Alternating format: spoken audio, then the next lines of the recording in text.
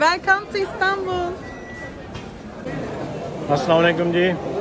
अभी हम आपको दिखाएंगे तुर्की में महमूद पाशा बाज़ार।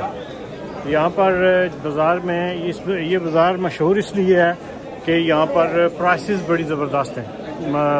मार्केट की निस्बत सारी चीज़ें तकरीबन जो है ना वो चीप यहाँ पर मिलती हैं। महमूद पाशा बाज़ार इसका नाम है। तो आइए आपको दिखाते हैं। Welcome to Istanbul. Thank you. Thank you. Thank you so much. Have a nice day. Thank you. Bye.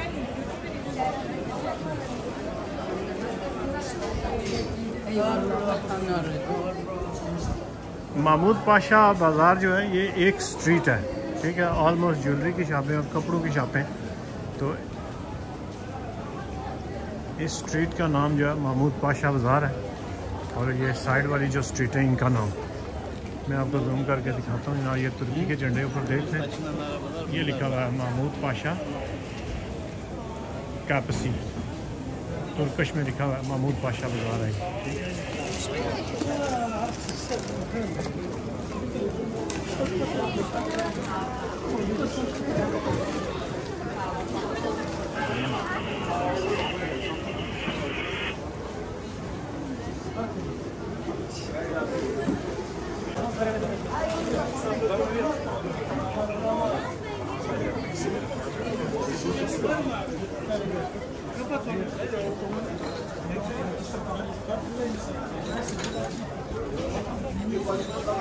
Reise, sağ reise, impress, sağ çol.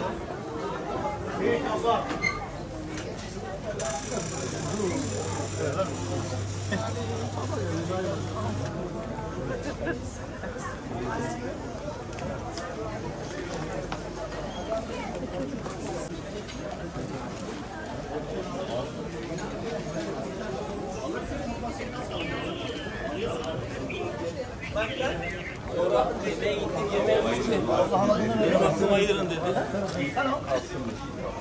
Abi buna bıçak çek.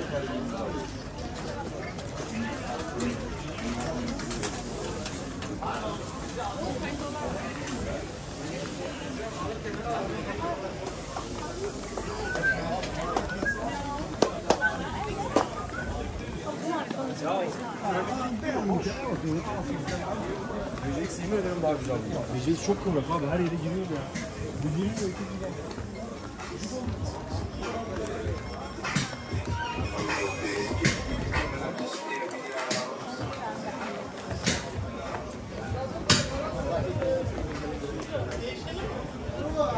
Değişelim mi? Var mı öyle bir ürün?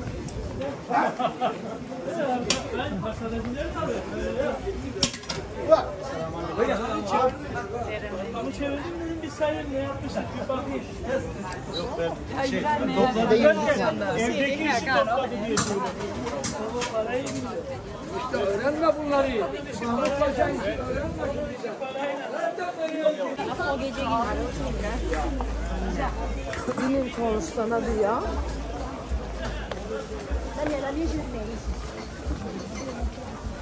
Bakın bal uçurum.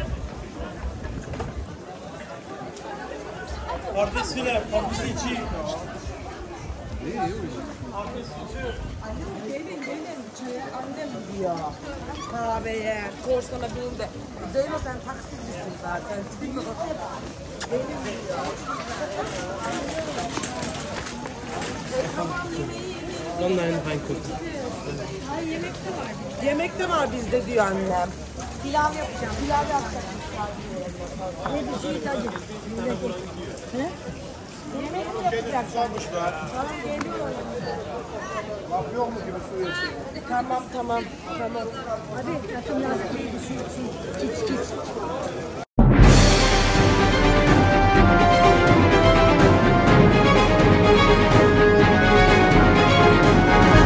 रहिए बाखबर पल पल KFD digital के साथ।